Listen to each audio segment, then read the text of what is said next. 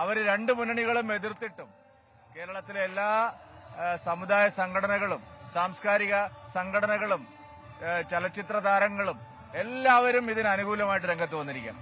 SNDP ആയാലും NSS ആയാലും പുലയമഹാസഭയായാലും വിശ്വകർമ്മ സംഘടനകളായാലും ധീവര സംഘടനകളായാലും പാർശ്വവൽക്കരിക്കപ്പെട്ട മറ്റ് പട്ടികവർഗ സംഘടനകൾ എല്ലാവരും ഇതിന് ഐക്യദാർഢ്യം പ്രഖ്യാപിച്ചു.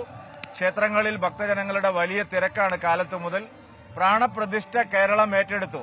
ഇതാദ്യമായിട്ടാണ് രണ്ട് മുന്നണികളും എതിർത്തിട്ടും ജനങ്ങൾ ഒറ്റക്കെട്ടായി ഇങ്ങനെയൊരു സംരംഭത്തിനെ വിജയിപ്പിക്കാൻ മുന്നോട്ട് വന്നിരിക്കുന്നത്. ഇന്ന് വൈകുന്നേരത്തെ ദീപജ്വലനത്തിലും അത് കാണാം. കേരളം ഒറ്റക്കെട്ടായി കാസർഗോഡ് മുതൽ തിരുവനന്തപുരം വരെ ജനങ്ങൾ വീടുകളിലും സ്ഥാപനങ്ങളിലും ദീപം തെളിയിക്കുമെന്നുള്ളതും ഉറപ്പാണ്. മുന്നണികളുടെ ഈ വോട്ട് ബാങ്ക് രാഷ്ട്രീയ നിലപാട് അവർ തിരുത്താൻ സമയമായി എന്നാണ് ഞങ്ങൾക്ക് പറയാനുള്ളത്.